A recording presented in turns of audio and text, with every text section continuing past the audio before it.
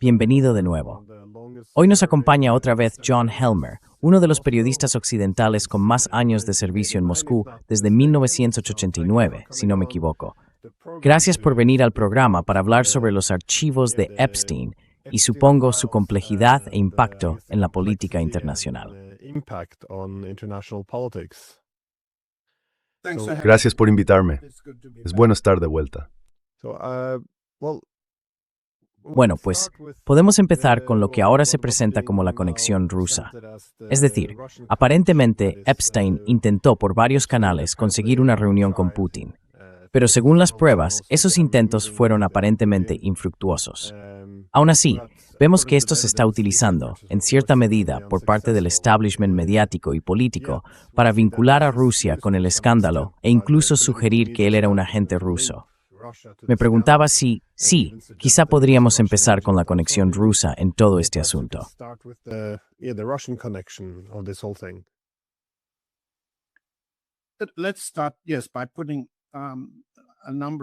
Empecemos, sí, por establecer una serie de contextos generales. Y cuando llegamos a los detalles de los intentos de Epstein de conectar con Rusia, todos resultan en nada. Pero situémoslo en este tipo de contextos. En primer lugar, la política de poder es un asunto bastante incendiario en cualquier país, y cada tronco que se añade es combustible para el fuego, cada hoja de papel. El escándalo de Epstein es, evidentemente, un tema importante en la política estadounidense. Y hay asociados individuales de Epstein, Mandelson en Inglaterra, Jagland en Noruega, Lajčák en Eslovaquia y, Lang en París. Todos estos individuos son combustible político para el fuego en esos países concretos, en esos contextos políticos concretos. En Rusia y en Estados Unidos tenemos un contexto inusual. Ambos están en guerra entre sí. Eso es muy importante.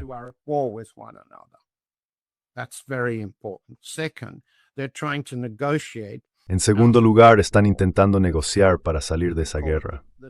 Podríamos llamarlo el relato de dos elecciones de mitad de mandato. Trump se enfrenta a unas elecciones de mitad de mandato en las que probablemente pierda un apoyo significativo en el Congreso. Y el presidente Putin también se enfrenta a unas elecciones de mitad de mandato, el 20 de septiembre, en las que, si se siguen las políticas actuales del Banco Central sin un avance político o militar en el frente, es probable que haya un considerable descontento político, decepción y posiblemente una reacción negativa en Rusia. Así que tenemos crisis de mitad de mandato inminentes en ambos países. En este contexto, tenemos otro problema general. Por una razón u otra, en todos los países la gente ha olvidado lo que hacen las clases dirigentes cuando no están bajo observación. El hecho de que tienen relaciones sexuales, el hecho de que tratan a sus parejas sexuales de forma abusiva, el hecho de que es nada nuevo.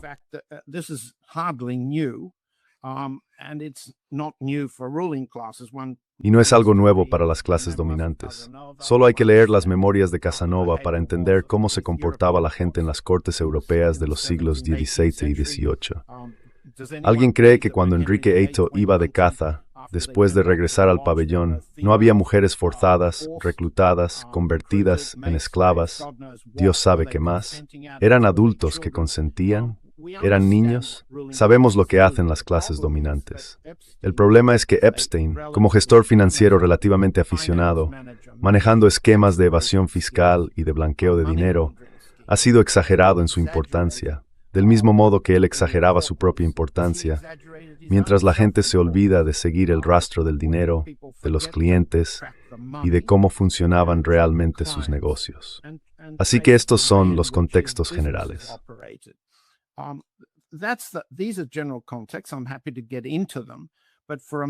Estoy encantado de entrar en ello.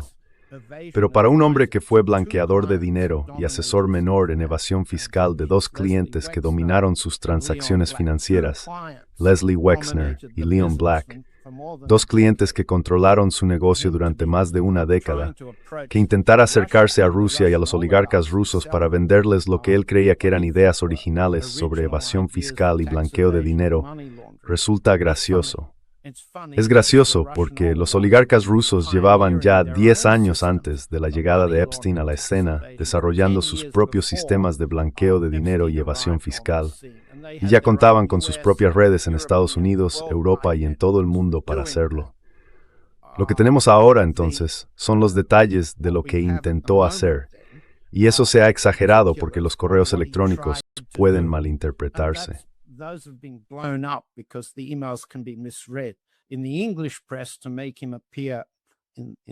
En la prensa inglesa, intentaron hacerlo aparecer en las columnas de, digamos, el Telegraph o el Times, para que pareciera que era un agente ruso. En otros medios, intentaron que pareciera que tenía vínculos con oligarcas rusos en Nueva York. Podemos repasar los hechos. Los hechos son que si vas, y nuestra audiencia que dude de lo que voy a decir puede hacerlo, vas a la biblioteca Epstein y buscas los nombres. Escribe Putin y obtendrás aproximadamente 1021 resultados. Créeme, leerlos es una tarea tediosa. La mayoría son recortes de prensa que las oficinas de Epstein en Nueva York o en otros lugares recibían de todo tipo de fuentes. From all sorts of sources. And the interesting thing about them is that they're not. Y lo interesante de ellos es que no son particularmente competentes. No reflejan ningún esfuerzo real por entender la política rusa. Le enviaron recortes del Washington Post, del New York Times y del Wall Street Journal. Ahora bien, ¿qué se aprende sobre la política rusa en esos medios? No se aprende nada más que desinformación. Epstein era demasiado ignorante para distinguir entre desinformación, manipulación y la verdad de cualquier asunto. Tenía un cerebro de segunda categoría con un enorme ego asociado y mucho dinero pasaba por sus manos. Confundía la diferencia entre su bolsillo y su cerebro y también su bragueta. Así que lo que intentó fue utilizar al noruego Thorbjørn Jagland para acercarse a Putin.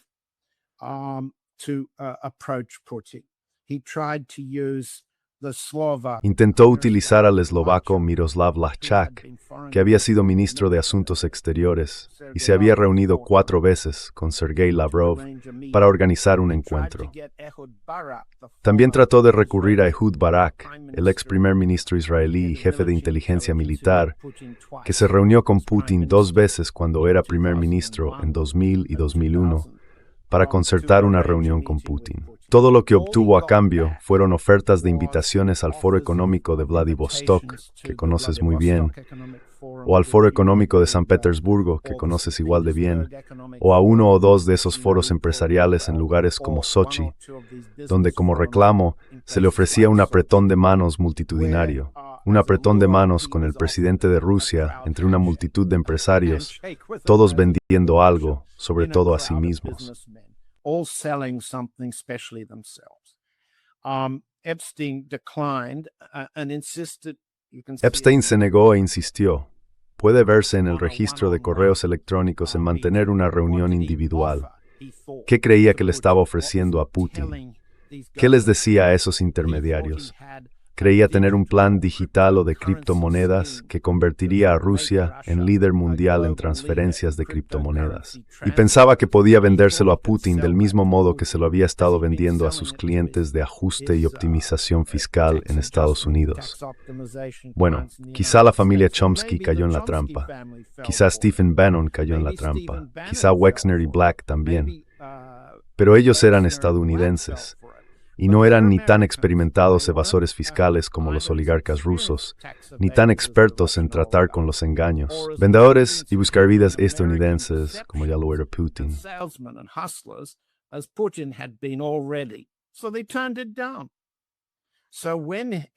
Así que lo rechazaron. Cuando Epstein descubrió que no podía conseguir una reunión cara a cara con Putin, intentó varias otras cosas. Se puede ver en los correos electrónicos que pidió a su secretaria que le reservara un vuelo a Crimea. Lo intentó durante 2 años seguidos, 2012 y 2013. Nunca llegó a Crimea. Nunca llegó a Moscú. ¿Qué intentó hacer en casa, en Manhattan? Intentó colarse en las fiestas de Roman Abramovich. Intentó atraerse a Blavatnik's cenas. Le dijeron que Blavatnik era cercano a Putin. Eso es una tontería, pero da igual. Blavatnik was close to Putin. This is nonsense, but never mind. Blavatnik was Russian Jewish. Blavatnik era ruso-judío, de tamaño oligarca en Moscú, Nueva York y Londres, como sabes, y era considerado un oligarca ruso. Esa parte es cierta. Blavatnik declinó educadamente asistir a sus cenas. Intentó acercarse a Oleg Deripaska, intentó acercarse a Prokhorov. Yo seguí a cada uno de los oligarcas, especialmente a los que tenían conexiones con Estados Unidos, y fracasó cada vez. Ninguno de ellos apareció. No puedo encontrar ningún registro de que se presentaran a almorzar, cenar o subir aviones. ¿Por qué iban a necesitar su avión? Ellos tenían aviones mucho más grandes. Tenían sus propias islas, sus propios barcos. ¿Qué estaba vendiendo?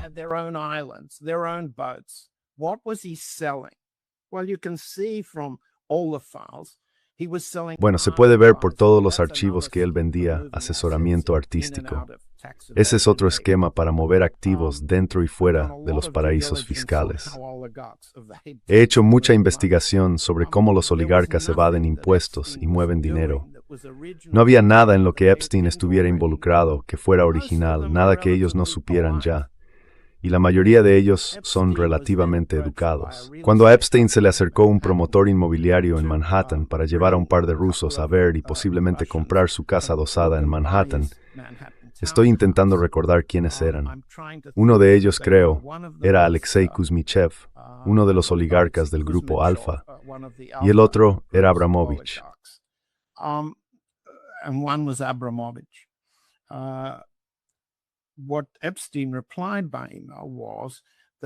Lo que Epstein respondió por correo electrónico fue que ya había visto a Abramovich y que Abramovich le había ofrecido $250 millones por su casa adosada, oferta que rechazó. Quiero decir, esto es una completa invención. Primero, Abramovich no se presentó. Segundo, su casa en Manhattan era muy inferior en valor y tamaño a la hilera de casas que el propio Abramovich había comprado. Y $250 millones eran, si no me equivoco, unas 5 veces más de lo que valía la casa en el mercado en ese momento. Pensar que un oligarca cometería un error así muestra el nivel de su curiosidad y su capacidad para informarse sobre los rusos, con quien parece haber tenido alguna conexión, aunque no directamente, fue con Dmitry Rybolovlev, el oligarca del potasio, que iba y venía de Miami comprando la casa de Trump.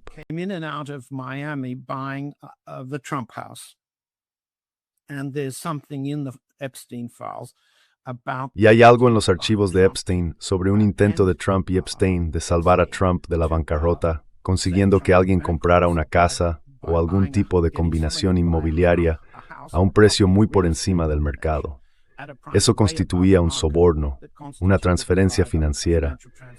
No está nada claro qué ocurrió, pero Rybolovlev no se relacionó ni con Epstein ni con sus intermediarios.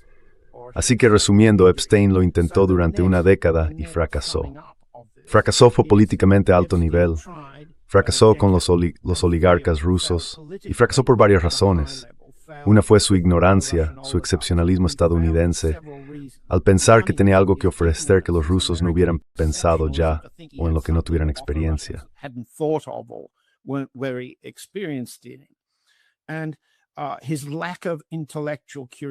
Y su falta de curiosidad intelectual. No tenía nada de eso. Y ninguno de los europeos que utilizaba como intermediarios, contactos o enlaces, Barak, Jaglan, Leichuk y otros. Había un emiratí llamado Salaim que dimitió ayer de su cargo corporativo. Ninguna de estas personas tenía mucha competencia en ruso. Ninguno de ellos había tratado con Putin cara a cara, siempre en grupo. Y Epstein no tenía curiosidad. No mostró ninguna curiosidad en sus interacciones con ellos sobre Rusia. La única persona, y esto es significativo, aunque no se mencione en la prensa rusa, con la que sí almorzó, con la que sí tuvo contacto personal, fue Vitaly Churkin.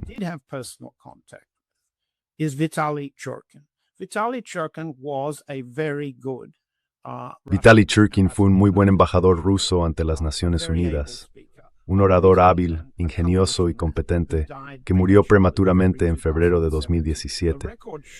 Los registros muestran que Churkin aceptó reunirse con Epstein en su casa de Manhattan y fue cortejado para regresar. No hay duda de que Churkin se reunió con él más de una vez, quizá media docena de veces. Cabe argumentar que esas reuniones eran una conexión diplomática habitual. En ese momento, Churkin sabía que Epstein estaba relacionado con personas como Tom Barrack, un importante financiero de la primera campaña de Trump.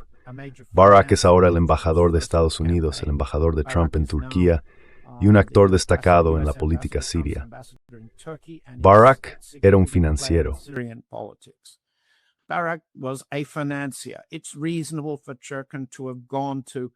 Es razonable que Churkin haya ido a ver a Epstein para conocer a otras personas y escuchar los cotilleos. Pero luego Churkin hizo algo que podría considerarse inapropiado. Le pidió a Epstein el favor de encontrarle un trabajo a su hijo, Maxim, y Epstein organizó ese empleo. Los registros de correos electrónicos muestran que tanto antes como después de la muerte de Vitaly Churkin, Maxim Churkin mantuvo una relación. No estoy diciendo que haya nada inmoral en eso. Lo que digo es que ese es el único funcionario en los registros que he podido encontrar que interactuó con Epstein e intercambió favores. No es gran cosa, y no tiene nada que ver con el presidente Putin, el Kremlin, ni con las acusaciones que provienen de Le Monde, el Telegraph u otros medios sensacionalistas que la gente lee en Europa.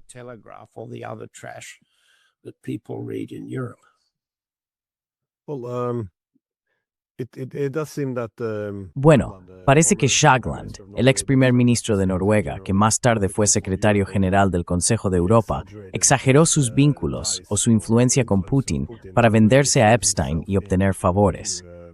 Pero de nuevo, esto es lo que hacen los traficantes de influencias. Ofrecen contactos y luego quieren algo a cambio. Así que, en esencia, fingió esto en gran medida porque no era capaz de conseguir una reunión con Putin de todos modos. Pero, ¿qué crees que Epstein realmente de los rusos?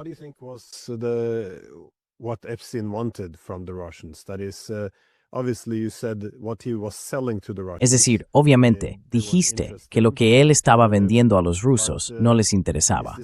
Pero se trata simplemente, ya sabes, de tener una conexión con el presidente de la Federación Rusa como una especie de moneda para ganar influencia en Europa y Estados Unidos. O, al revisar los archivos, ¿había alguna prueba de cosas concretas que quisiera obtener de esto? O de nuevo, cuando solicita todas esas reuniones y una presentación a Putin, ¿hay alguna indicación de lo que realmente quiere conseguir con ello?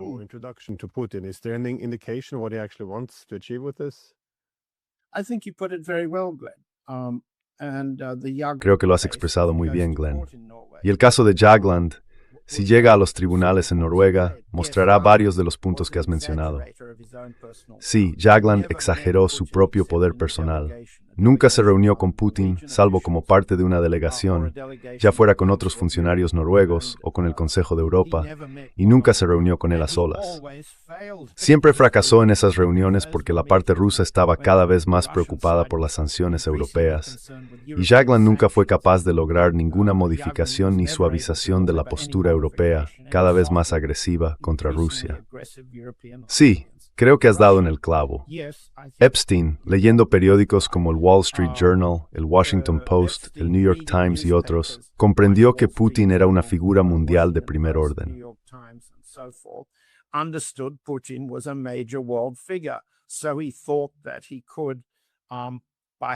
Así que pensó que al celebrar una reunión podría establecer algo que luego podría vender a otros como su conexión con Rusia. Y repite ese modus operandi. Es una estafa estándar, un timo habitual entre los llamados gestores financieros. Ginebra y Zúrich están llenas de ellos, docenas. Liechtenstein también.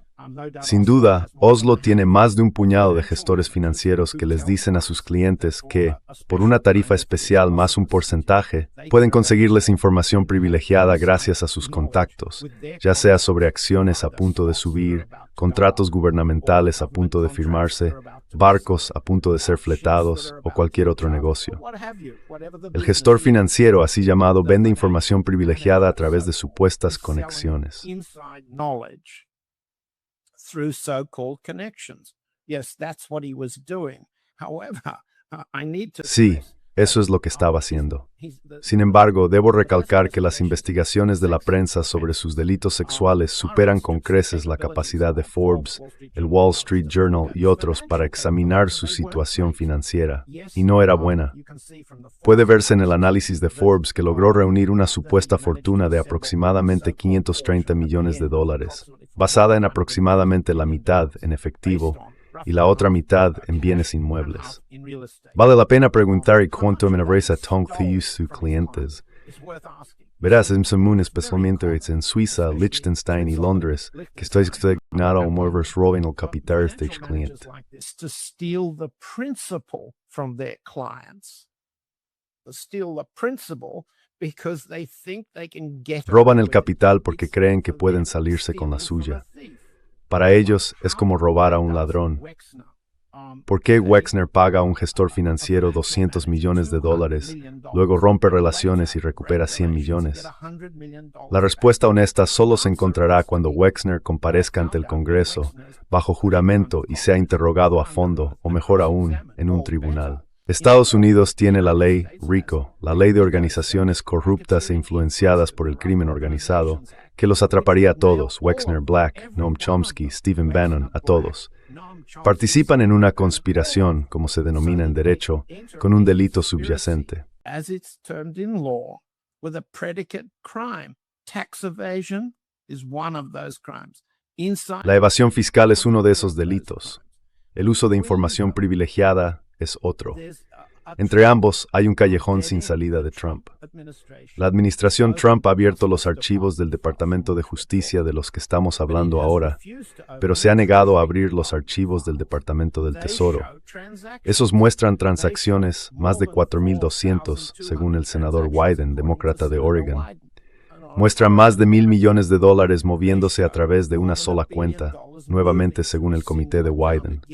Los demócratas no han logrado obligar a los republicanos a abrir los archivos financieros. Así que, volviendo atrás, Forbes pone fin a sus investigaciones sobre el tema. Bueno, no sabemos por qué ese pequeño número de pagadores de honorarios pagó tanto.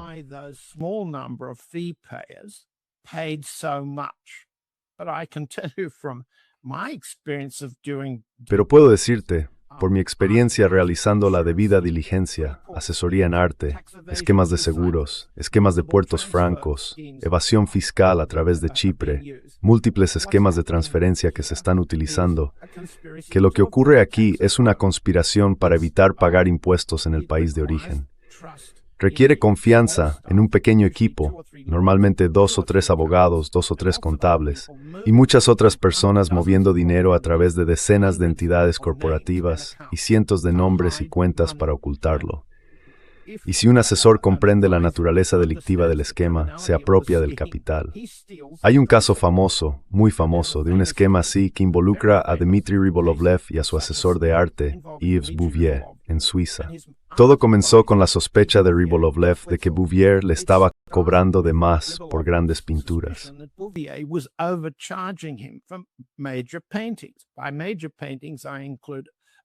Por grandes pinturas me refiero a una obra de Leonardo da Vinci que supuestamente se vendió por unos $450 millones. Ten en cuenta que no se trata de amantes del arte. El asesor financiero o de arte no está enseñando a nadie sobre Rembrandt o da Vinci. Están utilizando dinero caliente, lavándolo a través del mercado del arte, almacenando la pintura en un almacén del aeropuerto de Ginebra y luego revendiéndola para obtener ganancias de capital sin impuestos. Ese es a grandes rasgos el esquema. Cuando Rybolovlev acudió a los tribunales en Suiza y más tarde a Sotheby's en Nueva York, la defensa de Bouvier fue compleja. En esencia, fue absuelto de haber sobrevalorado la mercancía para el cliente y nunca fue acusado ni condenado por robo, que era precisamente de lo que Rybolovlev le había acusado, fraude y robo. En el caso de Epstein, no se trataba solo de arte.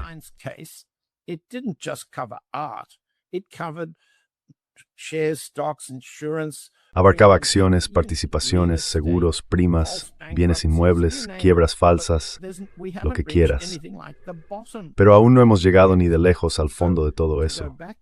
Así que volviendo a tu pregunta, Si llegáramos a las transacciones financieras, si llegáramos a cada uno de los individuos, nos encontraríamos con una situación en la que un gran número de estadounidenses estarían cometiendo delitos RICO que la administración Trump no quiere procesar.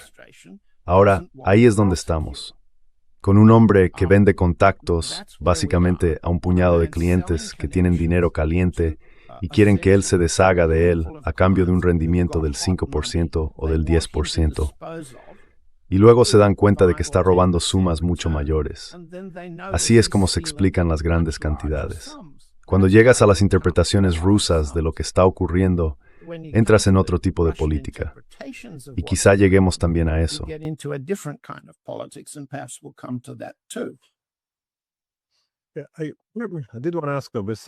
Quería preguntar, sin embargo, además de la evasión fiscal y el blanqueo de dinero, me preguntaba cómo ves el problema sistémico de este tipo de gobernanza en la sombra entre redes de élites. Supongo que en este ámbito, el caso noruego destaca porque al menos en este país, la gente se ha quedado sorprendida. Es un país pequeño, de unos 5 millones de habitantes, y aún así está tan desproporcionadamente representado en los archivos de Epstein. Hay tantos contactos. Y de nuevo, desde mi perspectiva, tiene todo el sentido del mundo si se considera dónde el gobierno invierte su dinero. El gobierno noruego tiene la ambición de ser una superpotencia humanitaria internacional. Va a gastar miles de millones en ayuda, pero cuando dicen ayuda, no se refieren a alimentar a los pobres. When they say aid, it's not feeding the poor. This money is then channeled through. Este dinero se canaliza luego a través de ONG y grupos de expertos, creando esencialmente un enorme comedero al que los políticos pueden volver una y otra vez. Así que existe esta circulación de élites. Todos tienen un incentivo para cubrirse mutuamente. Y estos políticos también pueden comprar influencia para sí mismos. Pueden construir carreras, comprar puestos en instituciones internacionales y recuperar el dinero extra. De nuevo, no se trata solo de las ONG. Gran parte de lo que llaman ayuda, que proviene del dinero de los contribuyentes, incluso va a la Fundación Clinton y a organizaciones similares. Así que hacen esto y acaban en puestos cómodos en instituciones internacionales, obteniendo acceso a redes de poder.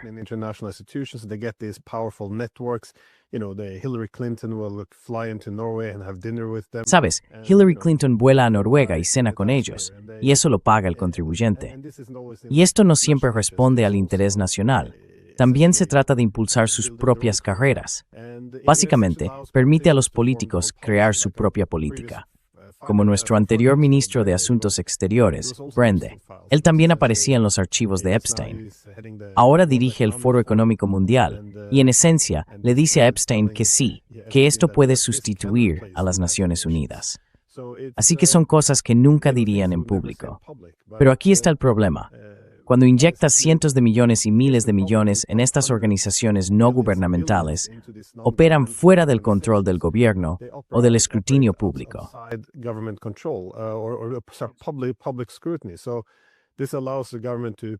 Así que esto permite al gobierno llevar a cabo sus propias políticas sin supervisión. También permite que los políticos metan mano y se convierte en una gran operación de influencia. Por ejemplo, uno de los políticos que lideró el proceso de paz de Oslo en los años 90, Epstein, dejó $10 millones a sus hijos.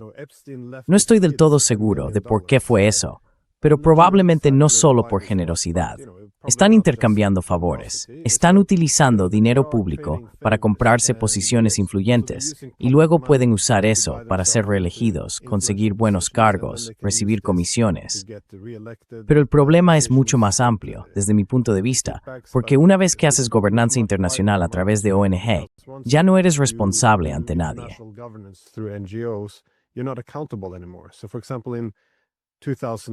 Así que, por ejemplo, en 2019, los políticos derramaban lágrimas de cocodrilo diciendo, tenemos que ayudar a Ucrania, tenemos que apoyar la democracia.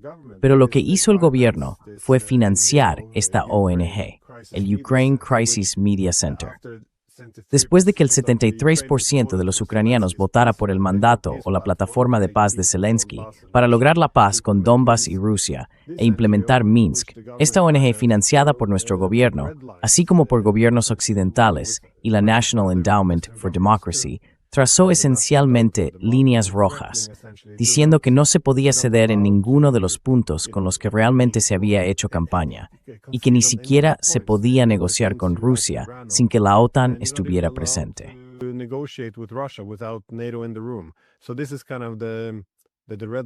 Así que esta es más o menos la línea roja que deberíamos trazar.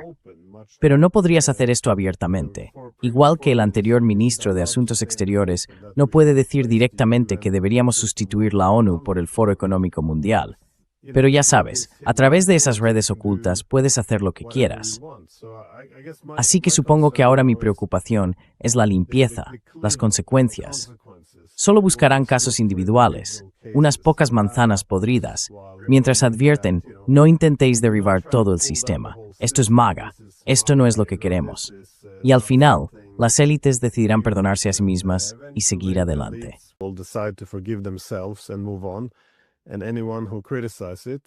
Y cualquiera que lo critique sería etiquetado como un actor antiestatal, que intenta sembrar desconfianza en el gobierno y posiblemente en nombre de un gobierno extranjero. Y a partir de ahí, seguirán adelante y el sistema en sí no cambiará. Todo ese dinero, miles de millones, se está inyectando en esas, ya sabes, organizaciones no gubernamentales dirigidas por el gobierno, lo cual es una contradicción en los términos si alguna vez hubo una. Pero sí, supongo, ¿cómo crees que acabará esto? Porque mencionaste que en Estados Unidos realmente no hay arrestos. Los medios parecen simplemente intentar distraer con el asunto de la trama rusa, todo eso.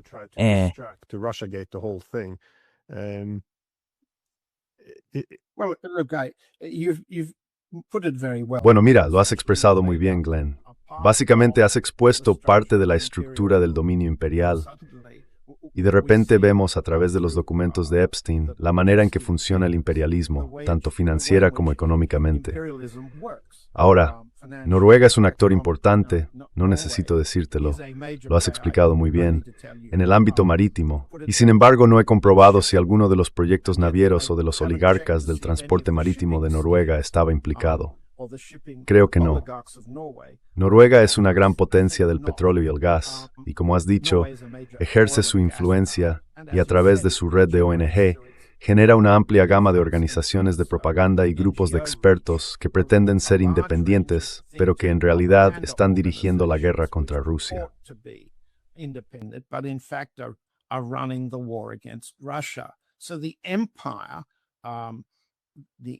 Así que el imperio, la organización imperial dirigida por Estados Unidos contra Rusia en esta guerra, queda parcialmente revelado. Y creo que has hecho un muy buen apunte para nuestra audiencia. Se hará responsables a individuos y dimitirán. Dimiten por haber estado en un avión que se dirigía a una fiesta sexual. O escucharemos una historia sobre el chantaje israelí a ciertas personas, sobre un papel del Mossad o sobre la agencia rusa. Son distracciones. En Rusia hay alguien como Alexander Dugin, considerado un filósofo ruso respetable, que dice, y estoy mirando el periódico para darte sus palabras, que describe este imperio como satánico.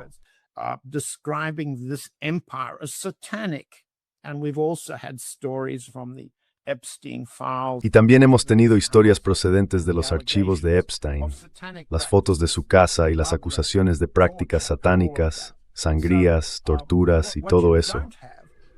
Así que lo que no tenemos es un redescubrimiento de la dominación imperialista a la antigua usanza. Lo que sí tenemos es que cada país intenta mantenerse dentro del sistema imperial que actualmente está en guerra en el campo de batalla ucraniano y en otros lugares. Preservar el sistema, pero deshacerse de unas cuantas manzanas podridas pilladas con los pantalones bajados, por así decirlo. Esto no significa que debamos tratar con poca seriedad o de forma inapropiada la inmoralidad de la explotación de mujeres jóvenes, especialmente de mujeres rusas jóvenes.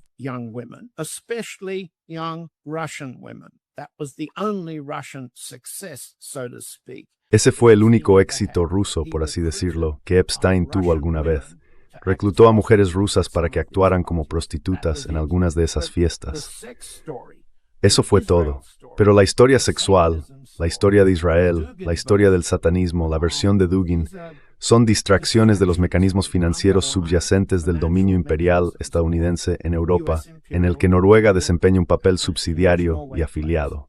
Sí, pero ahora, solo para hacer que este punto sea relevante para nuestra conversación sobre Rusia, tenemos en este momento una crisis muy seria en Moscú sobre los términos en los que Rusia puede llegar a un acuerdo con la administración Trump para la paz en el campo de batalla ucraniano.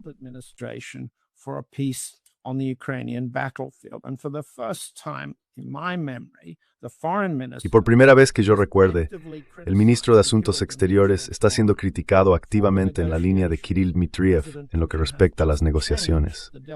El presidente Putin acaba de cambiar la delegación que irá a... ¿A dónde vamos esta vez? Ginebra, la próxima semana, para las conversaciones con la delegación ucraniana. Ha desmilitarizado la delegación y ha vuelto a poner a Vladimir Medinsky al mando. Lo que tenemos ahora mismo es una grave crisis de formulación de políticas en el frente de guerra en Moscú, en la que Kirill Dmitriev está ganando. Y eso es significativo si se observa a Dmitriev. ¿Qué está diciendo sobre el asunto Epstein? Está destacando el sexo, está destacando el satanismo, está destacando la culpabilidad de Mandelson y se mantiene al margen de cualquier forma de crítica a la administración Trump.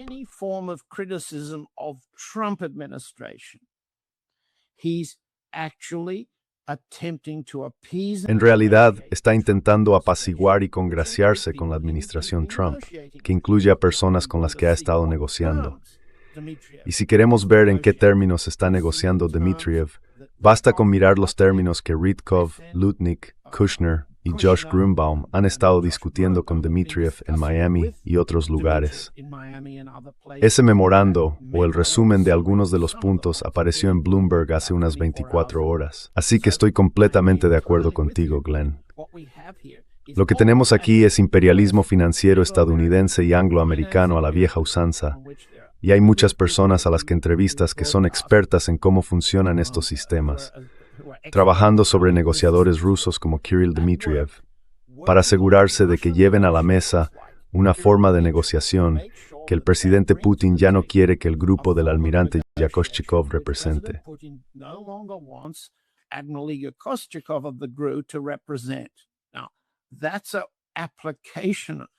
Ahora bien, ese es un ejemplo de, llamémoslo así, imperialismo aplicado, en el que uno de los partidos rusos intenta desviar la atención de la estructura subyacente. ¿Por qué? Porque la teoría en Moscú sostiene que Rusia puede promover sus intereses llegando a un acuerdo con esos mismos elementos. Al mismo tiempo, existe una gran facción rusa, probablemente la mayoría del Consejo de Seguridad, que afirma que Rusia no puede en acuerdo con esos elementos del lado estadounidense. Así que aquí tenemos una política epsteiniana aplicada, y es algo muy serio.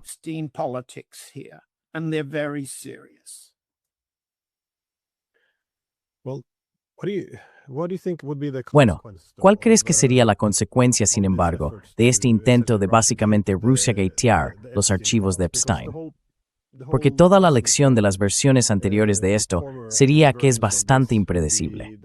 Por ejemplo, si volvemos a 2016, el Russiagate original tenía mucho que ver con la política interna de Estados Unidos. Como aprendimos de todos esos documentos, el equipo de Hillary Clinton no pudo detener a Trump. Como dijo el propio Trump, podría disparar a alguien en Manhattan, y eso no afectaría su posición en las encuestas. Así que, en fin, asumieron que vincularlo con Rusia era la kriptonita que lo derribaría.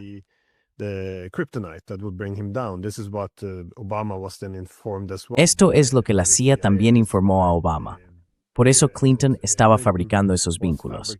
Pero mi punto es que se trataba de una disputa interna dentro de Estados Unidos, y aún así nació la historia de la injerencia rusa, que tuvo consecuencias enormes.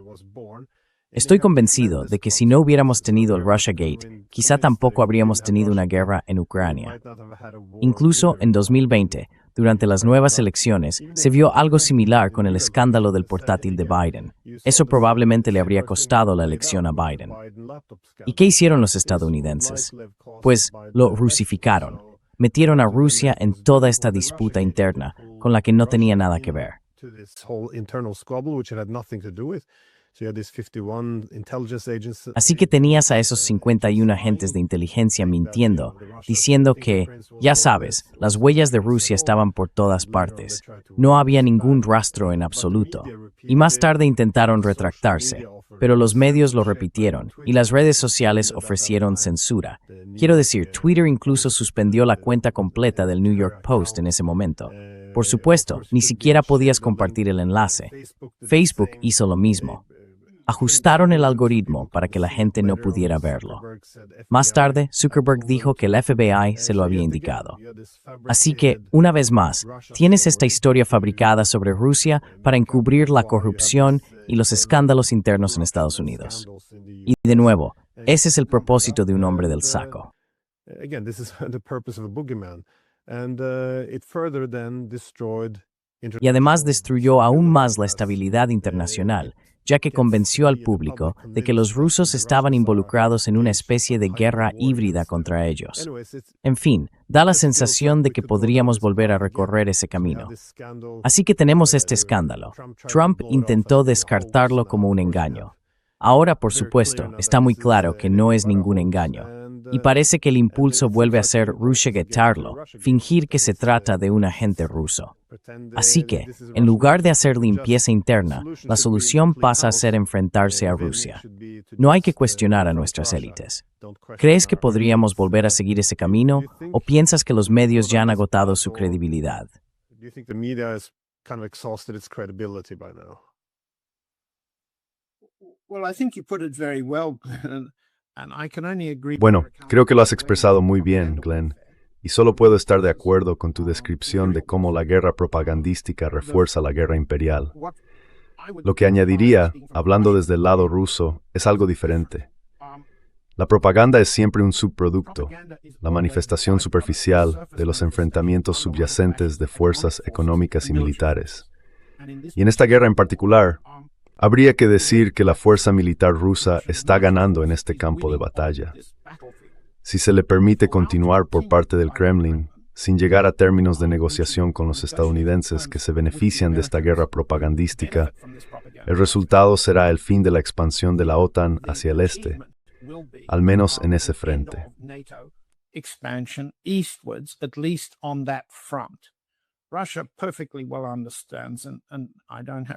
Rusia entiende perfectamente bien, y no tengo que decírtelo, que la guerra continuará en el frente polaco, en el frente finlandés, en todas partes. La guerra se está intensificando ahora mismo en el mar y también en el Ártico, desde Groenlandia hasta Canadá y de ahí hasta el lejano oriente. Así que Rusia se enfrenta al desagradable problema de ganar en un campo de batalla para poder seguir luchando eficazmente en todos los demás. La pårende nästa no importat. Italian fos prepersta ros, senior that for Nordbord frutin. Litigin justus portha. Guns matter. Force matters. The truth long ago ceased to. La verdad dejó hace mucho de persuadir a los regímenes europeos, todos ellos políticamente débiles, para que desistieran de esto. Así que no importará si hay una fuerza en Londres o una fuerza en Washington que responsabilice a Rusia de esto o de aquello. Simplemente no va a importar. Lo que es mucho más problemático en el fondo es que hay una facción en Moscú que cree que los intereses de Rusia se verán favorecidos por la cooperación empresarial, cooperación económica, la llamada fórmula de Anchorage, con los mismos elementos de la administración Trump, que se sienten más amenazados por, digamos, el expediente del Tesoro sobre Epstein.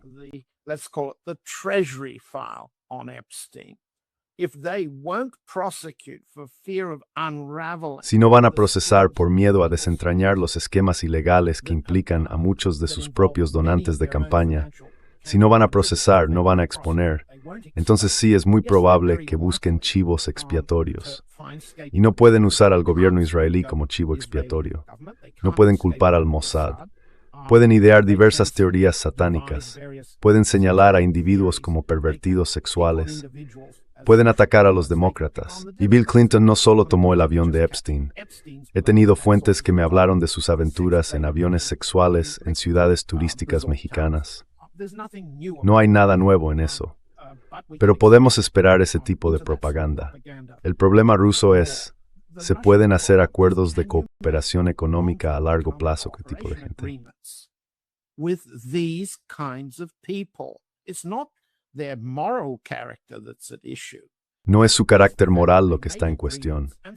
Es el hecho de que hacen acuerdos y aún así violan su palabra. Esto es lo que se está disputando en este momento. Y si tenemos una facción en Moscú que dice que se puede hacer negocios como siempre con esta gente, y otra facción que dice que no, esta gente no es porque sean satánicos, no es por sus perversiones sexuales, no es porque maltraten a las mujeres. Todo eso puede ser cierto, pero es irrelevante para sus planes de guerra respecto a Rusia. Y esos planes de guerra incluyen la desintegración de Rusia, como siempre han hecho desde 1917 y sin duda desde 1945. Así que, estoy de acuerdo contigo, Glenn. La propaganda parece tener fuerza política por sí misma. Political force by itself. But the Epstein financial files show that Pero los archivos financieros de Epstein muestran que la propaganda está esencialmente financiada, dirigida por el dinero y el poder político, y en última instancia, el poder político se sustenta en el poder militar. En este momento, Rusia está ganando en un frente de batalla, pero está socavando la confianza que había construido con sus aliados. El presidente Xi de China, el primer ministro Modi de India, Kim en Corea del Norte, Raúl Castro en Cuba y la Guardia Revolucionaria Islámica en Irán. Rusia está poniendo en riesgo sus alianzas por una guerra mundial que podría prolongarse indefinidamente, al intentar sostener que se puede llegar a un acuerdo parcial con la actitud de negocios como siempre del personaje de Epstein. Y no hace falta señalar las visitas de Howard Lutnick con sus hijos, sus esposas y sus niñeras a la isla. Ese no es el problema.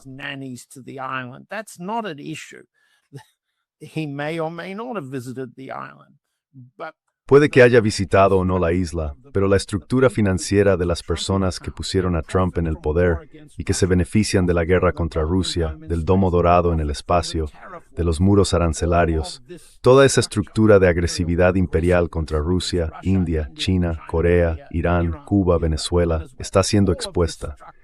Y no importa qué distracciones propagandísticas invente la prensa estadounidense.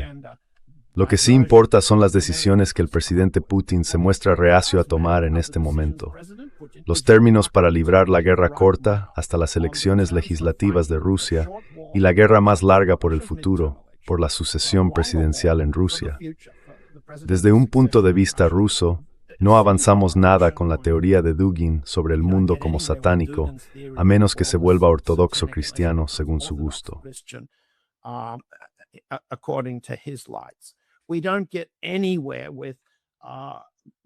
No llegamos a ninguna parte con la idea, creo, de seguir como siempre, como forma de aliviar la presión de las sanciones sobre nosotros.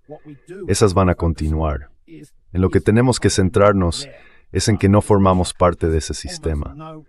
Rusia apenas ha desempeñado ningún papel inmoral o sexual en todos los archivos del Departamento de Justicia.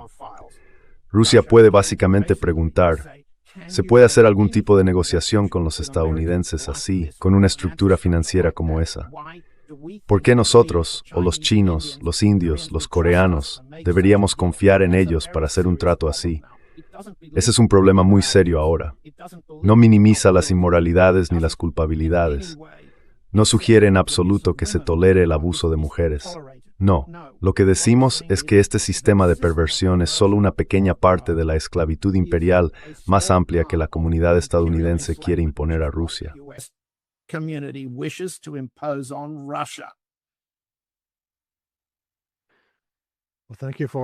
Bueno, gracias por compartir tus pensamientos sobre esto. Dejaré un enlace a tu artículo en la descripción, porque sin duda merece la pena leerlo. Muchas gracias por tomarte el tiempo. Gracias, Glenn. Gracias por invitarme.